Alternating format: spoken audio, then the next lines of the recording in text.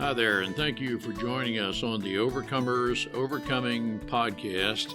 We feature those who are in the process of overcoming or have overcome any type of life encounter, life obstacle that at the time seemed to be almost insurmountable. With this podcast, we have three objectives in mind. Our first objective is we want you to know with a confident resolve you are not alone. We want to work with you. We want you to know there are others who are working with you, who want to help you through whatever you are encountering, and together we will get through whatever you're experiencing. Our second objective is there are multiple options for any life encounter you are facing. We want to help you develop a resolve that there are various options and solutions to any life dilemma. Our third objective is to help you with critical thinking skills. If you're encountering something that was possibly a decision you made sometime in the past, and if you had the opportunity for a life redo, you would make a different decision. We want to help you with those critical thinking skills that can help you make an informed decision and not encounter what you're going through at the moment. We are the Cooper Culture, a veteran-owned business. We work with business personnel and families to develop and sustain connected relationship cultures within their families and organizations. That type organization is one where people feel wanted, appreciated, and genuinely a part of that organization. I'm with my wife and business partner, Marty, who has helped me facilitate this podcast. Today we feature Brandon Stapleton, who represents his wife, Michelle. He talks with us about what they went through, a medical analysis of cancer, bankruptcy, and many life challenges, some of which may cause some people to almost give up on life. But he and his wife and business partner Michelle demonstrated resilience to overcome what they were going through in the past, and through their resilience, they were able to overcome the bankruptcy and achieve a life that is very admirable. And that admirable life is one of resilience, and I believe we can all learn from that. Marty, what are some takeaways we can learn from Brandon? Ron, I wasn't able to be on the podcast but for a few minutes. But when I was there, I learned from Brandon that he was so appreciative of his wife for going through this with him and always saying, we'll make it when he felt down. But also his enthusiasm for their business and what joy he receives from all the classes that he has and how he can help people. He has a great personality. I think one of the greatest takeaways is surround yourself with people who believe in you and those who will support you. And I can tell you, I have my consummate life supporter with me in Marty. Marty, thank you so much for being with me, but let's listen and learn together about resilience regarding Brandon and Michelle. Let's learn together. Brandon, it's great to have you with us. You and your wife have gone through a bunch of stuff, and that's I'm not trying to marginalize or minimize anything you've been through, but just for the sake of our listeners, you have been through a lot of things, medical, business failings, and so forth. Our listeners are going to be very interested in knowing how you two made it through together, whether these individual things happened independent of each other, and as a couple. How do you recover from being down if you're both at the same time, or maybe that never happened? But Brandon, it's great to have you with us. Our listeners are going to be very interested in your story. Thanks for having us, Ron. I appreciate it. I appreciate it a ton. Brandon, can you describe to us just some of the stuff, maybe kind of a 40,000 foot view of what have you endured, but then mainly it's a matter of how did you get through? We're not here to dwell on the past, but I'm just supposing that your and Michelle's past, while not defining you, maybe help define your current and your future. It absolutely defines our future because of the resilience we went through and in all of it. I mean, we've been ups and downs. We've been through ups and downs in our business throughout our entire business. We've been in business for 25 years, so how could we not? But the part that was the most difficult, the part that almost killed us, literally the part that I felt like we had to have the absolute most resilience was when I got a cancer diagnosis. And then within literally 4 months after that, COVID hit. So it shut our business down, number one, because I was on the floor, curled up like a ball because I couldn't function. I didn't know if I was going to die. I didn't know if I was going to live. I mean, I couldn't function. Had so much anxiety. I was overwhelmed with so much anxiety that it was almost impossible for me to work. Now, it wasn't, of course, but Michelle literally had to pick me up off the floor, literally, to go function. As soon as I started to get back engaged in work and doing work, COVID hit and it shut our business down. We were in the event business in the sense that we went out and did events for people. We did in-person events. We did over 300 in-person events over 25 years. So we would do, 2 or 3 events a month, and our entire year just got literally shut down March 2020. So we we had a team of 9 people, all helped to build our events and construct our events and fulfill our events that we had to let go. So we went from a team of 11 to a team of 2 overnight. Um, and had to reconfigure and learn how we were going to do our business. Today, we help experts, we help business owners, we help coaches, we help leaders, we help individuals offer people what they want, run a really high converting challenge or masterclass, and then turn that momentum into courses and automation that sells on repeat. I couldn't tell you we did that in 2020. All I could tell you in 2020, we were trying to survive. We were trying to coach people and figure out how to get them to show up, how to figure out how to get people to come watch us in an internet, online, not just in person. Um, we had to learn how to figure it all out. So good thing is between Michelle and I, we've literally created, we had to remember what we'd done. We had to brag on ourselves a little bit. So I remember us sitting down and saying, "Hey, what have we done? What have we really accomplished?" And Michelle and I sitting down go, "Oh my gosh, we've generated over 100 plus courses over the last 25 years. Those have generated over $10 million. Dollars.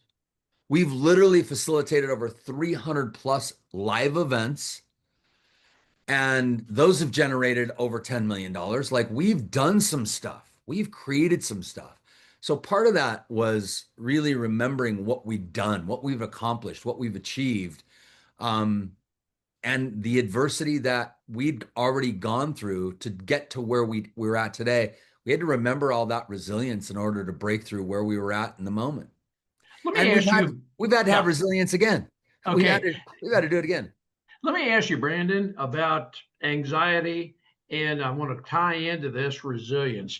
Yeah. I don't know that I've experienced anxiety. I mean, some people I know have said I have been through an anxiety attack. Is that the kind of anxiety you went through? But then how do you link that with resilience? That may be a multifaceted type question. Yeah, I mean, I had severe anxiety in my late 20s. Literally had a panic attack a day for 3 years, until I became agoraphobic. So I wouldn't leave my house. Everywhere I went, I'd have a panic attack. So I literally avoided going anywhere. And I had to overcome that through a lot of different resilience. I mean, resilience training. I would learn from others what worked here, what worked there, what worked. I mean, I went to probably, I don't know, maybe 100 different people to figure out how in the world to overcome this. I learned so many different modalities to try to figure out how to overcome this. And then I did. I overcame it. I flew for the first time in 10 years. I built a business. I I met my wife. I had kids. I mean, this was really good. And then I hadn't experienced that anxiety again like that, debilitating until my cancer diagnosis. Hmm. And it literally floored me. Yeah, I mean, it's like I had to relearn all of the ways to overcome anxiety. I had to learn how to recognize fear. Here's resilience in a nutshell for me. It's recognizing every day that you're going through difficulty. You can choose one of two things. You can choose pain or you can choose suffering. I think pain is inevitable. Pain is the price of passion. Pain is what you must go through to have greatest experiences. If I asked all of your listeners right now their greatest experiences, I said, hey, what are your three greatest experiences of your life? They're going to tell me things like giving birth. They're going to tell me things like jumping out of an airplane, swimming with sharks. They're going to say, hey, I traveled around Europe all by myself with a backpack. I moved to Japan. I mean, these are the things they're going to tell me. I went through massive amounts of anxiety. Maybe they went through cancer or a health scare, their greatest experiences, they're going to tell me all had fear in them. They all possess fear or uncertainty, discomfort. So pain is inevitable. It's what you do with that pain, right? Pain, all of our greatest experiences are all on the other side of pain. So I think pain is the price of our passion. It's the price of our greatest experiences, but suffering is a choice. And suffering is when we focus on what we've lost or what we have less of or what we might never have. I've lost this. I felt like in 2019, I'd lost my mojo. I lost my ability to communicate confidently. I had less faith. I had less confidence in what our business did and how we could operate. I mean, I was focusing on all the things we'd lost and what we have less of. And then I was concerned that we might never have it again. And when we're in that space, I think we're in a space of suffering. So I was in a space of suffering. How do I get out of suffering? Gotta bring what I had to do and what I believe resilience is bringing meaning to pain. So bringing meaning to pain is, hey, why am I in this? Why am I struggling with this? What am I learning? How am I growing so that I might be able to serve somebody in the future? And I think we end up, when we're in that space, we live in our two greatest needs as human beings, and that's growth and contribution. And when we can live in that space, all of a sudden everything changes because now we're not so focused on certainty and significance, which are also needs. But when we get too focused there, we get overwhelmed with anxiety, overwhelmed with stress, overwhelmed with overwhelm. We get over something, right? We're under pressure, and when people are under pressure, they go into overwhelm, oversharing, um, over um, overstressed, overperforming. They are over in some way, shape, or form when they're put under pressure. So that's what I think resilience is in a nutshell. Let me ask you another over word, though. In the context of resilience, have you always been the kind of person I will overcome? There's Mm, nothing, mm. nobody, anywhere, anytime that will keep me down somehow, some way. I will overcome. That's a different over word, but That's a good word. does that describe you, Brandon? And have you always been that way? In the moments of life, no, but in the bigger picture of things, absolutely. Absolutely. When I say absolutely, I don't know. Was I born that way? I don't know if I was born that way. I think I always had to overcome. It was survival. When I was younger with my situation when I was younger and overcoming some of the things I overcame when I was younger, I had to. It was survival. It was either that or die. So I think success for me, I defined when I was younger, I defined a little bit differently. And here's how I defined it. I said, I will be successful if I wake up every day. And I will only fail if I decide to give up or quit. And for me, that meant suicide. So if I'm going to quit and give up, then I'm going to end my life. And so I think in order to not be a failure, not give up and quit, then you have no choice but to overcome.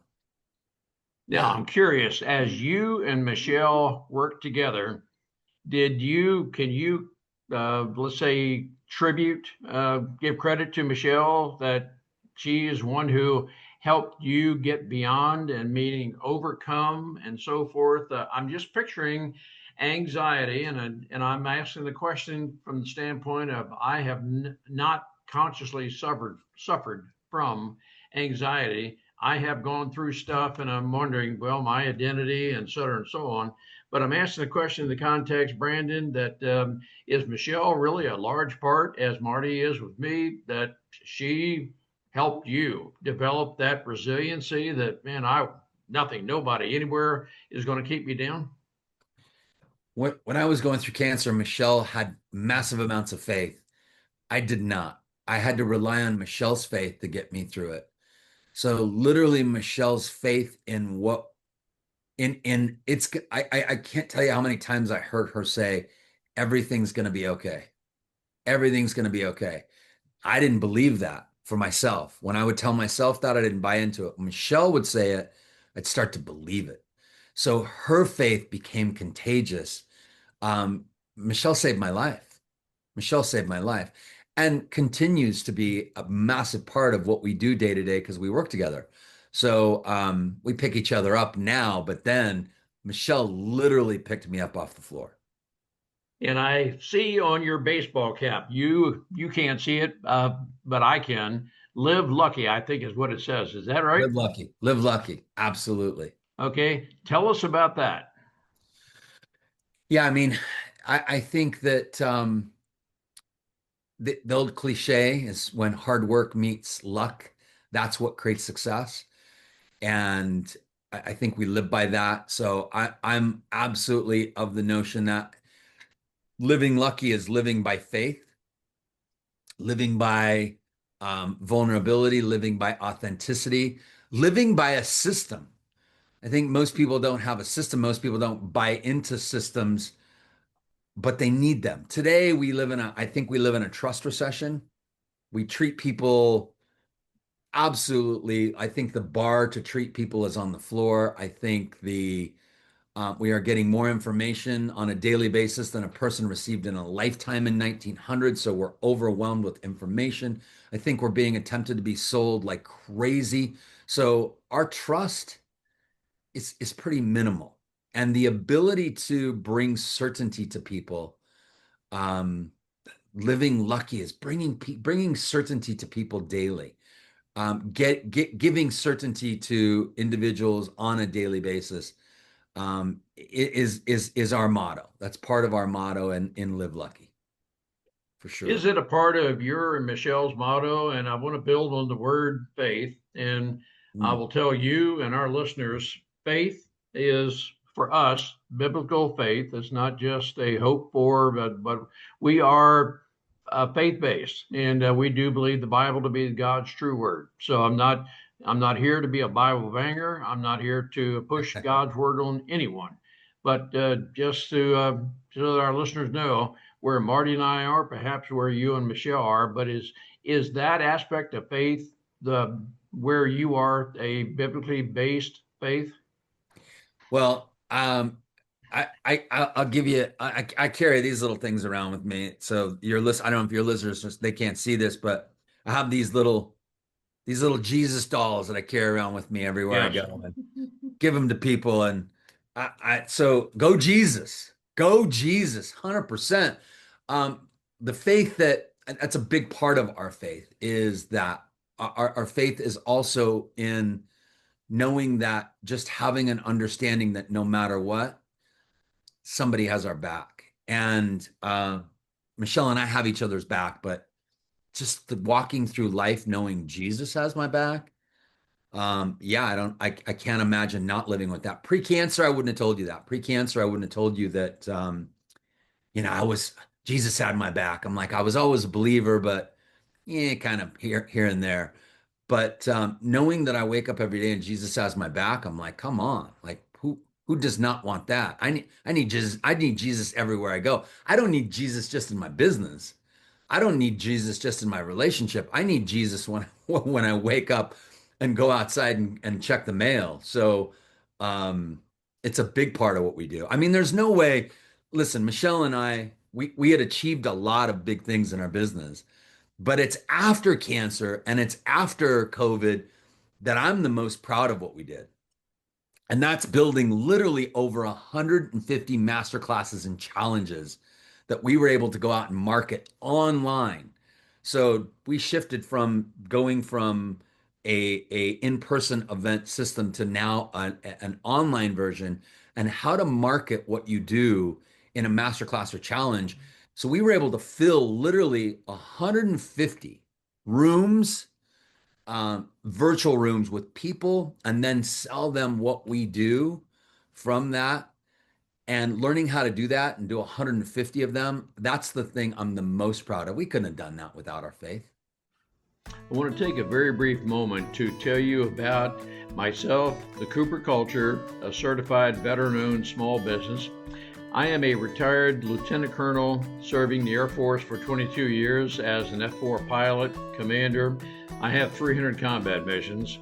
I specialize in executive leadership training, team building, and workplace culture, where we help businesses to develop a culture of loyalty, trust, and by developing personality traits and personal strengths, we can help identify those traits that support the company's objectives.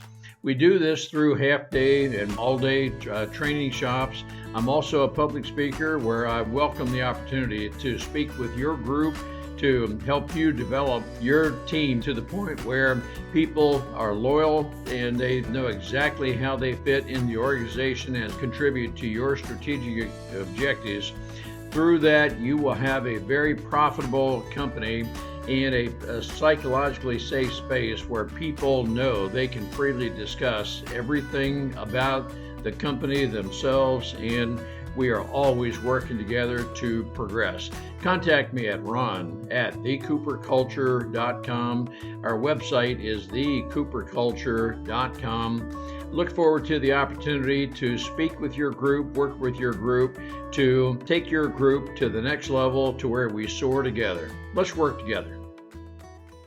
Would you tell the listener who is not necessarily down and out, but they're at least down, that they feel overwhelmed, one of the overwords, but they just feel like, wow, I don't know that I can, and so forth.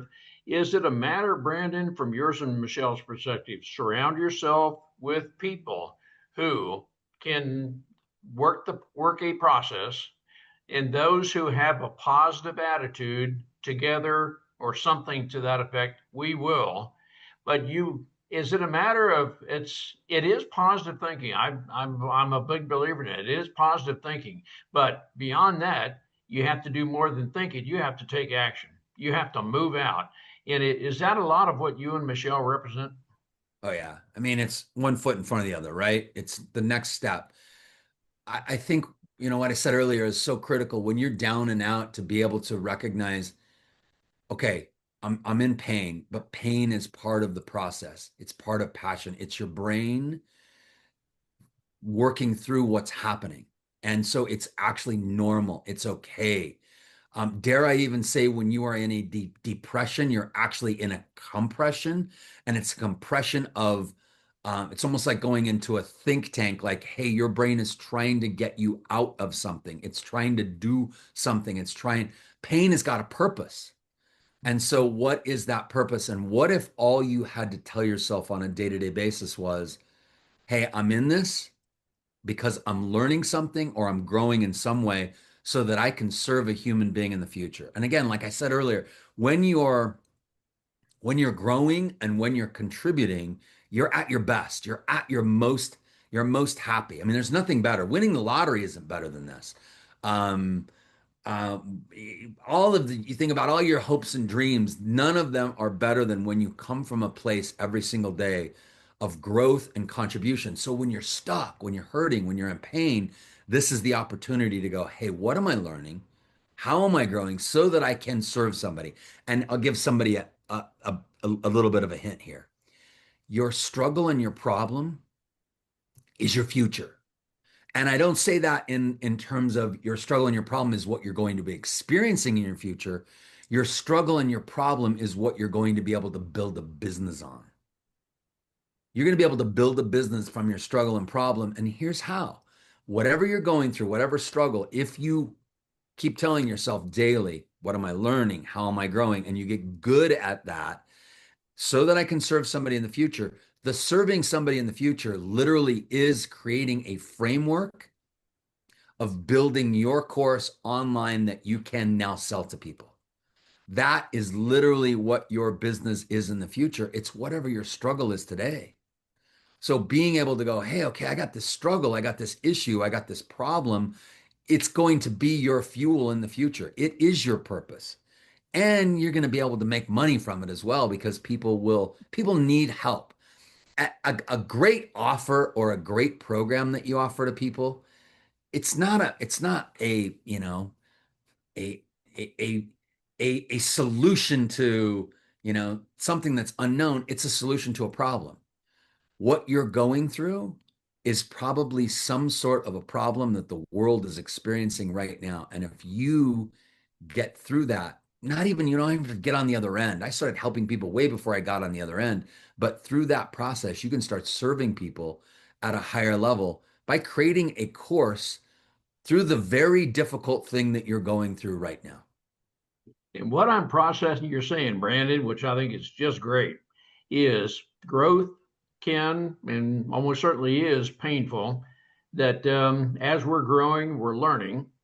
But is there a part of this? Never, never, never isolate yourself from other people. That I've known some people to say, well, gosh, I feel overwhelmed, and I so and so on. And some people tend to isolate.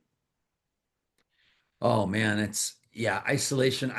When you're in isolation, the part of your brain that's operating, you're probably living in your subconscious, which is telling you a bunch of stories, and it's where all of our emotions come from. The subconscious thinks in stories, so that's where you're living. Or you're living in your instinctive brain, which thinks in absolutes, and then that's very black and white, and it's survival or not. The only way, the only way I've found to get in our conscious brain is to interact with other people. We can, again, like I said, I used Michelle's faith. I think the same thing's true of being around people. We use their faith, we use their nervous systems to align with ours, especially when ours is off. So I don't know how you do this alone because you're in your survival brain or you're in your stories of your brain. And when you're in your subconscious, you're going to probably distort information. You're probably going to be telling yourself, you're going to be generalizing like I never or I always. And then you're probably going to be deleting a big part of what is beautiful in your life. And that's what survival brain does. So I would say get around other people just from a space of getting in your conscious mind. In a nutshell, here's our goal. I think as human beings, our goal is to do this. It's to calm our instinctive mind so that we can guide our subconscious mind to do what the conscious mind wants. And if you are doing this by yourself in your own subconscious brain, if you're doing this by yourself in your own instinctive brain, you got trouble there. So getting around other people is critical. Yeah, Brandon, building. for the listener who might be at this point captivated or at least very interested in everything you're saying, they may be saying something to themselves. Boy, I just feel that I am burdened with stuff. Mm. Now, I need help, and maybe one of your courses or something can help me, but I need some help. How would you direct that person? How can a person contact you? And if amongst all the courses you have, how could a person determine what the best course is or some combination of? Yeah, I think one of the best courses in the world for people is to learn how to build your own course, build your own legacy. Create your own course right now, whether or not you have one and you need to fine tune it or you need to create your own. That's the place I would come. I would come learn how to make that a reality from us. Learn how to turn something from scratch or just an idea and how to convert that into something that is actually real and people can touch, taste, feel, and then buy that from you. Here's the cool thing is we're going to give you all, every one of your listeners, a ticket to come attend our masterclass, our upcoming masterclass, to do that very thing. So they just have to go to www. I don't know if I have to say that. Do I have to say www? But I don't know. Brandon and Michelle Barber.com, Brandon and Michelle Barber.com // podcast VIP. Podcast VIP. Brandon and Michelle Barber.com / podcast VIP. And you'll get a ticket to come witness our masterclass and challenge so we can show you how to build your own course from scratch, how to sell it effectively so that people out there in the world want it, and then how to build an event around that as well. So how to create an event around that. And we want to offer your listeners a free ticket to come witness that. Brandon, I'm going to offer that. I'm going to put that in writing. And I include a narrative with this podcast. I'm going to include that as a part of it so that people hopefully can hyperlink it and go right to the invitation and sign up and learn how to put a course together, because I do believe that everybody has a story someone needs to hear. And when you put that story in the form of a course that we can help you through, and together is a very operative term for Marty and me, and I'm sure it is for you and Michelle, together. Yep. Do not go alone. And I've got an aviation background, and solo for us is a mark of, man, you are always going to go solo, but in the context of overcoming, leading, and so forth, never go solo. Always bring a group with you. And when you inspire people to achieve that, I believe, Brandon, together, a very operative term for Marty and me, together, we will overcome and we will achieve some big things. 100%. Don't Frankenstein it, as I call it. People out there creating their own thing all by themselves. Like, invest in the people that have walked before you. Success leaves clues. So model what's worked. Model what's worked. Brandon, sounds like for you guys, model your relationship, because your relationship works and has worked for quite some time. So I think your listeners got to model you, right? Well, thank you, Brandon. I appreciate that. I will tell you that Marty joined us a little bit late, but we have been through stuff and we have overcome. Yes. And we are in for the long haul. As of this recording, we've been together, working together 57 years. We're not just married, but we too are business partners. I call myself the COO, or the CEO, and Marty is the COO. And, frequently the expression, well, yeah, I'm the head of the family, so to speak, but Marty's the neck that turns the head, and all these kind of cliches. But Brandon, on behalf of our listeners, I want to thank you and Michelle for what you have been through, what you are doing to help others overcome. And we want to do what we can to help others overcome and become the very best God created each one of us to be. Thank you so much for everything you do. Awesome. Very cool. Thanks for having me. Thank you. We appreciate having the opportunity to share our and our guests' life experiences with you. The Cooper culture advances organizations to achieve and sustain high retention rates, connected communication, and trust through personality insights and principled leadership. You can contact us at our website, thecooperculture.com, and you can contact us directly at ron@thecooperculture.com or Marty, Marty, at thecooperculture.com. We work with you to help assess aspects of your culture to advance the environment and people to their best performance. We do that through our staff of certified personal performance coaches, leadership trainers, keynote speakers, and DISC personality behavior experts. You can book a speaking engagement directly through our website by contacting us at ron@thecooperculture.com. We look forward to sharing our life experiences with you, some of which are profound, some of which are pretty funny. Some of those life experiences are ones we'll never do that again because we've been through stuff. We truly look forward to working with you, speaking with you, helping advance you in any way that we can.